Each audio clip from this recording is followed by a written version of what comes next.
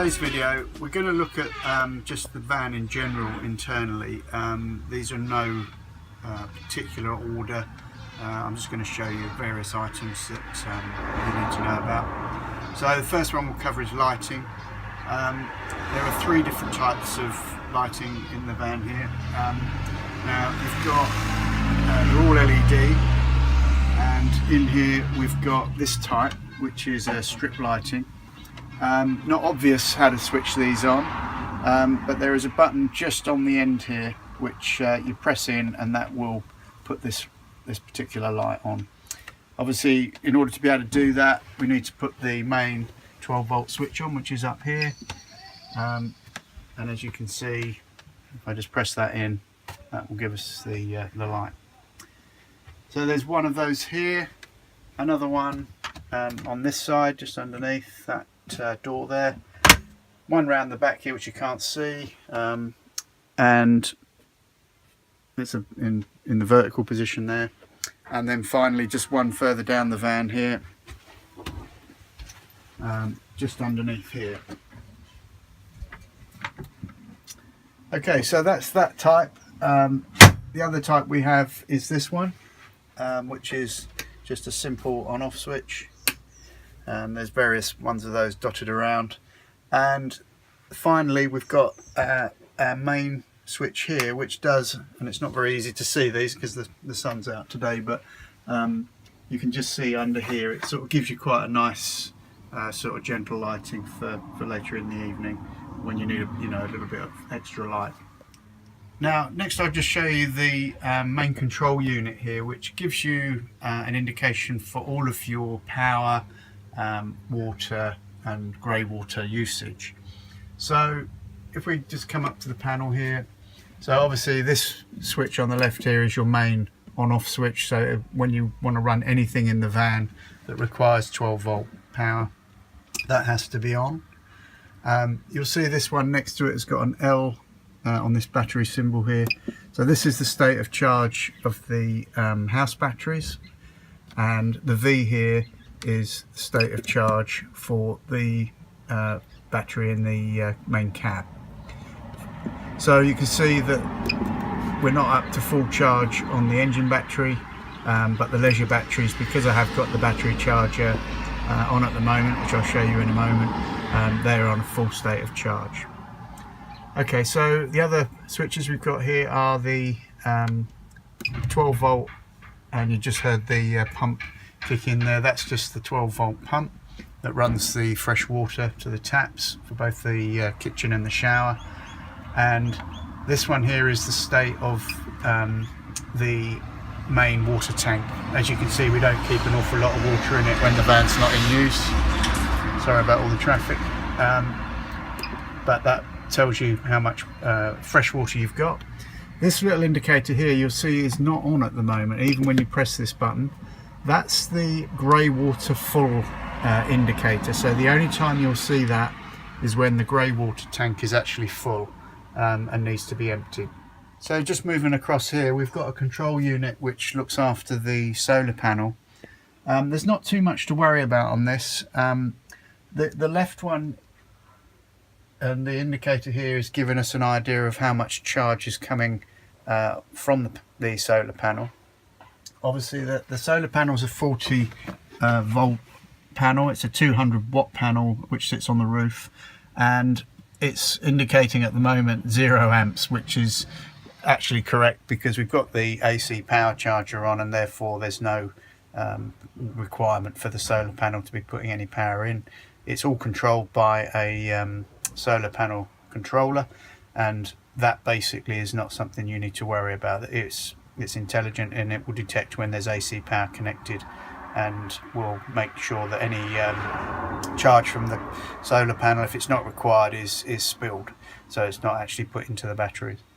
So the only one, if you weren't connected to AC power, the only indicator on here that you need to worry about is the center one. This just gives you an indication of how much DC power is going into the battery. So at the moment we've got 0.1 amps, but obviously once you start having load on the batteries and you're off of the AC connection, you'll notice that that will start to increase, and dependent upon obviously the amount of sunshine that you've got on a particular day. Could go up to anything like 15 amps, so it should be putting back in a good amount of power, ready for the evening when you need lighting and that sort of thing. Okay, just going to have a look now at the location for the battery charger. This is the main AC battery charger. It's clearly marked on the cupboard here, as you can see. So there's the main unit. Really nothing much to point out other than just the on-off switch here. Now it's good practice, we find, that when you're plugged into AC power and you're just about to disconnect, switch that off before you disconnect. It just means that the next time you reconnect, you won't have that on, or immediately on. You'll need to plug in your power cable and then switch it on. It just helps with troubleshooting to identify any issues that might occur.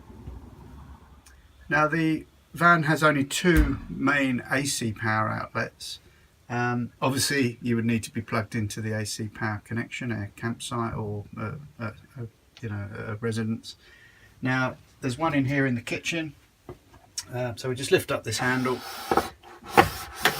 and you've got three outlets there, and there's also two USB slots. That's quite useful for phone charging obviously and things like that, and laptops. But obviously once you're disconnected from the AC power connection, none of the items in that particular tower there will work, so just be aware of that. This goes back down just by pressing that orange button at the bottom there, and then slides all the way down. The other AC outlet is just in the rear of the van here, and there's just one socket there, as you can see, just underneath the cupboard.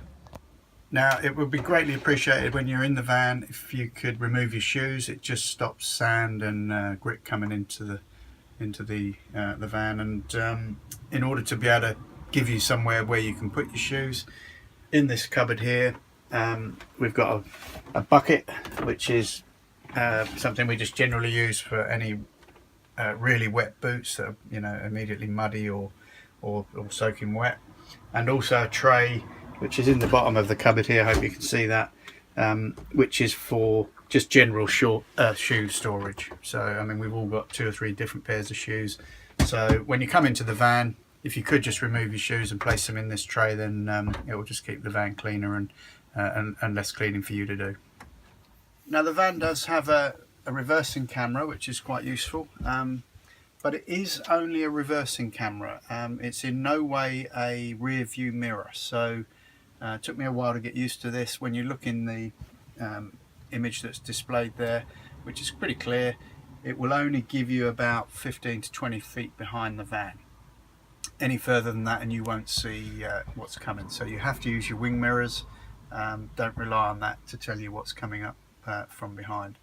It will automatically come on when you start the engine, so you don't need to worry about turning it on or off, but it is, as I say, quite a clear image, and does aid with reversing when you're manoeuvring in campsites and so on. Now in today's world we all have iPhones and iPads and laptops, so there's going to be a requirement for charging all these different devices. Now in the main cab here there's a 12 volt socket here, and we have the usual little widget that goes in there, just with a single USB port on it, and there is a separate USB slot there. Also under here there's a USB slot plus an auxiliary input, so you can actually play music through the main stereo. So that, now it's worth mentioning that these two only will obviously work when the engine is running, basically, or the at least the power to the ignition is on. So once you've arrived at your campsite and the engine's off, these won't be any use to you. So I'll just take you down the back of the van now and show you where the 12 volt socket is. Now here in the back of the van, you can just see under here the unit which deals with charging. So there's one AC outlet here, but also a 12 volt DC outlet. In this cupboard here you should find a 4-way AC power adapter, so there's up to 4 devices can be charged on that. And here's a 2 USB port 12-volt adapter, so that plugs in under there, and that should give you an additional few ports for charging phones and iPads. Okay, I'm in the main cab area now. Just going to show you the phone holder. Not obvious when you look at the main dash here. So what you do, there's a little lever here. You pull on that, and that will bring up this little unit here. Now you see here there's an arrow with a lock and unlock symbol on it. So what we do here is bring this lever on the side here down to the unlock position and lift up, and then as you can see you can put your phone in there. Once it's in, return this lever to the lock position, and then your phone is ready for use. There is Bluetooth in this vehicle, so you can pair the phone with the Bluetooth so that you can use the phone when you're on the road. And one other thing just to mention while I'm here, in the glove box here, we do have a TomTom device, so if your phone doesn't have navigation on it, which I think most phones these days do, so i.e. Google Maps, but if you're more familiar with using these type of devices, then there's one in the glove box there for you to use. In the main cab here, I'm just going to show you how the blinds work. It's not going to be easy because it's quite a tight space, but I'll show you first of all the side windows. They operate, there's a little lever here which you just squeeze in, and the blinds just slide along, and then when they get to the end there's a magnet which will hold that in place. The windscreen also has a similar operation, one from each side, and again you bring them into the centre and just ensure that the 2 magnets are engaged, and that will hold that in place and keep the sun out from the main cab area. Hope it's been useful. Check out our other handover videos on YouTube.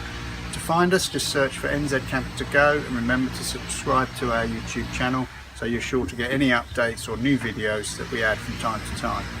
That's NZ Camper, the number 2 and Go. You can also check out our Facebook page by searching for the same name, and if you'd like to like our page, that would also be great. If you've got any suggestions of how we can improve the information we're providing here, you can email that to us at nzcampertogo@gmail.com. Thanks again for watching, and goodbye for now.